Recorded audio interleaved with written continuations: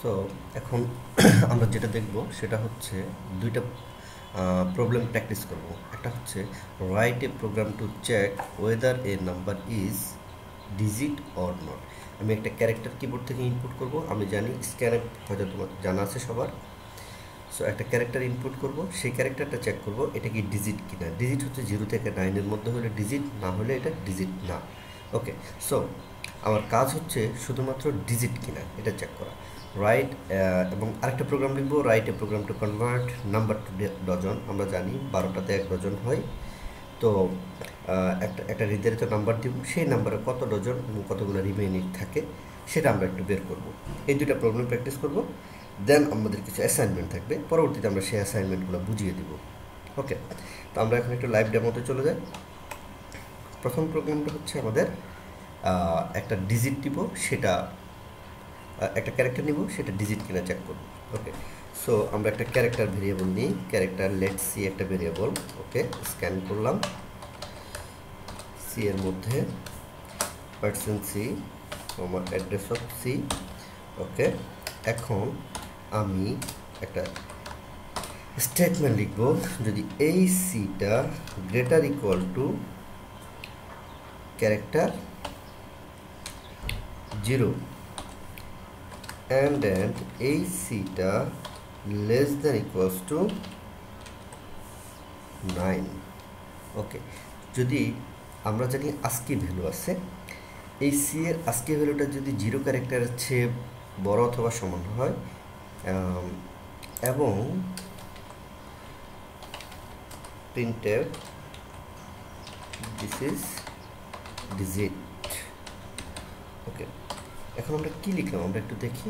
আমরা লিখলাম এই সি এর ভ্যালুটা, সি মানে হচ্ছে এই ক্যারেক্টার আমি যেটা কিবোর্ড থেকে নিব, সেটা যদি এই 0 এর আস্কি ভ্যালুর চেয়ে বড় অথবা সমান হয় এবং 9 এর আস্কি ভ্যালুর থেকে ছোট অথবা সমান হয়, এই দুইটা কন্ডিশনে যদি ট্রু হয়, অ্যান্ড কন্ডিশন দ্বারা সেটা বোঝাচ্ছে, এই দুইটাই যদি ট্রু হয় দেখো তখন লজিক্যাল অপারেটর অ্যান্ড বলবে, দুইটাই স্টেটমেন্ট ট্রু হওয়ার পরে এই কন্ডিশনটা স্যাটিসফাই করবে, মানে ট্রু হবে। ওকে, তো তখন এই বডিটা এক্সিকিউট হবে, আদারওয়াইজ এই বডিটা এক্সিকিউট হবে না।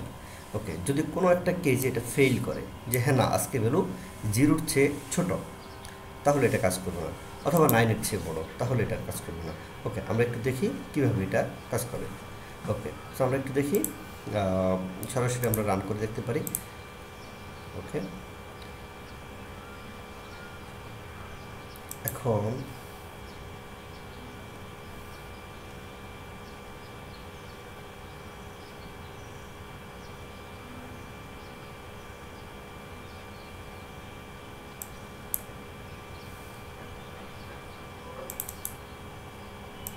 yes, if c greater equal to I made a mistake, so this is the one. Okay,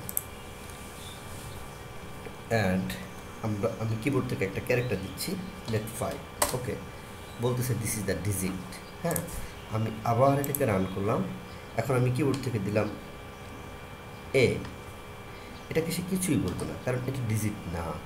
পরবর্তীতে আমরা যখন এলস স্টেটমেন্ট দেখব, ইফের সাথে এলস ব্যবহার করা যায়, সেক্ষেত্রে আমরা বলবো এটা ডিজিট না। তো সেটা পরবর্তী অন্য একটা লেকচারে দেখব। আমরা যদি আরেকটা ইনপুট নিই এবং আমরা যদি দিই যে এটা 9, ওকে, সে বলবে দিস ইজ ডিজিট। ওকে, এটা হচ্ছে আমাদের একটা ফার্স্ট অ্যাসাইনমেন্ট।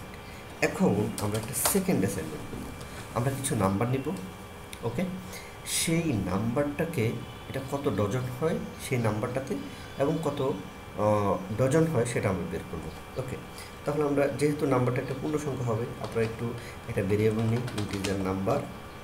ওকে, এই নাম্বারটাকে আমরা স্ক্যান অফ করবো, স্ক্যান অফ করতে %d লাগবে এবং অ্যাড্রেস অফ নাম্বার করবো। হ্যাঁ, যেহেতু আমরা জানি অলরেডি স্ক্যান অফ কীভাবে করতে হয়।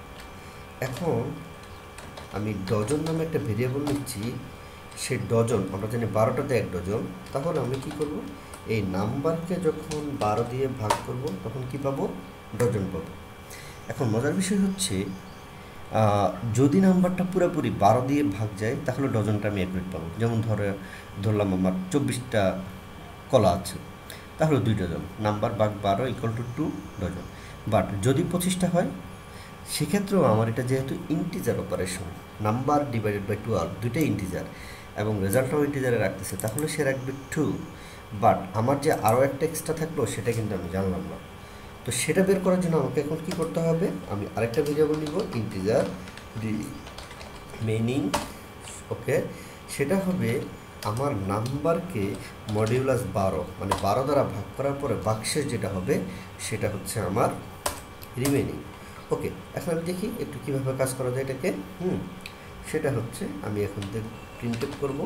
তাকে প্রিন্ট আপ করবো হচ্ছে per dozen is % d and remaining is % d।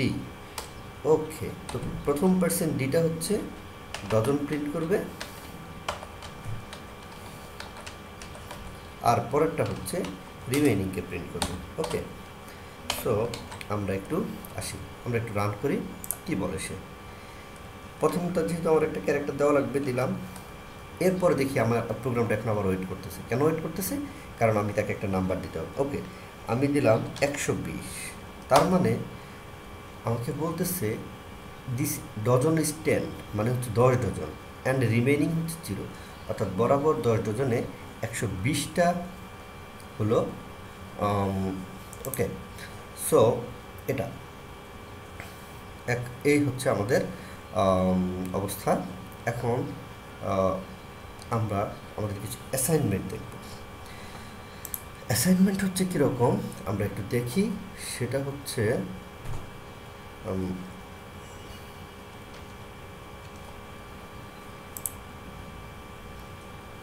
Okay, so এখন আমাদের কিছু প্রবলেম সলভ করতে হবে।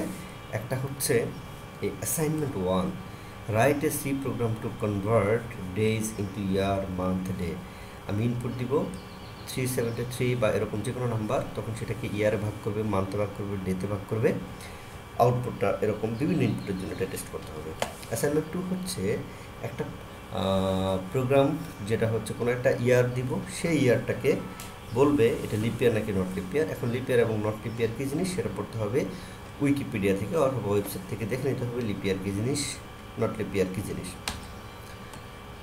আর একটা প্রোগ্রাম সিম্পল ইন্টারেস্ট ক্যালকুলেট করতে হবে, তার সিম্পল ইন্টারেস্টের ফর্মুলাটা উইকিপিডিয়াতেও আছে, অথবা আমার এই লেকচার স্লাইডের নিচে নোটে দেওয়া আছে ফর্মুলাটা।